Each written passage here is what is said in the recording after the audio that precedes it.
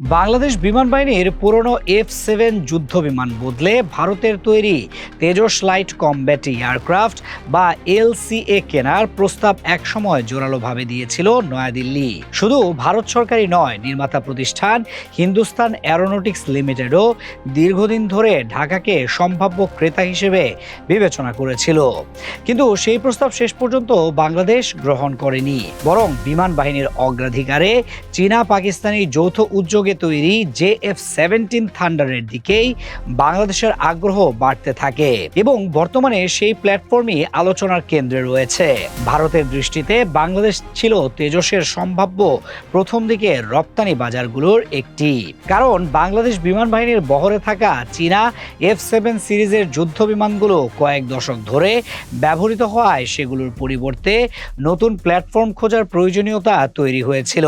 কিন্তু কৌশলগত ও প্রযুক্তিগত মূল্যায়নের পর বাংলাদেশ বিমান বাহিনী তেজসের পরিবর্তে অন্যান্য বিকল্পকে বেশি গুরুত্ব দেয়।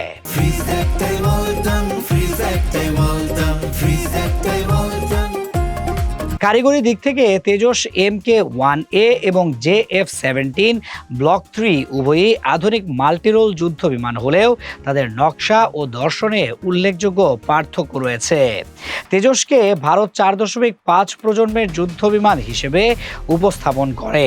এতে রয়েছে যুক্তরাষ্ট্রের জেনারেল ইলেকট্রিকের নির্ভরযোগ্য GE F404 ইঞ্জিন, দেশীয় উত্তম AAESA রাডার, উন্নত ইলেকট্রনিক ওয়ারফেয়ার স্যুট এবং কার্বন কম্পোজিট কাঠামো, যা বিমানটিকে তুলনামূলক হালকা ও চটপটে করেছে।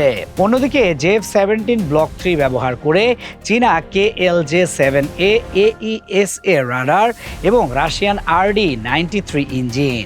যদিও ইঞ্জিনটি নিয়ে অতীতে কিছু সমালোচনা হয়েছে, তবে ব্লক 3 সংস্করণে সেন্সর, এভিওনিক্স ও অস্ত্র বহনের সক্ষমতায় উল্লেখযোগ্য উন্নয়ন আনা হয়েছে। সর্বোচ্চ গতিতে তেজস কিছুটা এগিয়ে থাকলেও দুই বিমানের যুদ্ধ ক্ষমতা অনেকটাই নির্ভর করে ব্যবহৃত অস্ত্র, পাইলটের প্রশিক্ষণ এবং নেটওয়ার্ক ভিত্তিক যুদ্ধ ব্যবস্থার ওপর। ভারতের সাম্প্রতিক ক্রয় চুক্তির হিসাব অনুযায়ী তেজস Mk-1A এর প্রতিটি বিমানের সম্ভাব্য মূল্য প্রায় 75 থেকে 80 মিলিয়ন ডলারের মধ্যে। বিপরীতে JF-17 ব্লক 3 এর আন্তর্জাতিক বাজার মূল্য আনুমানিক 40 থেকে 50 মিলিয়ন ডলার, যা উন্নয়নশীল দেশগুলোর জন্য অনেক বেশি আকর্ষণীয়।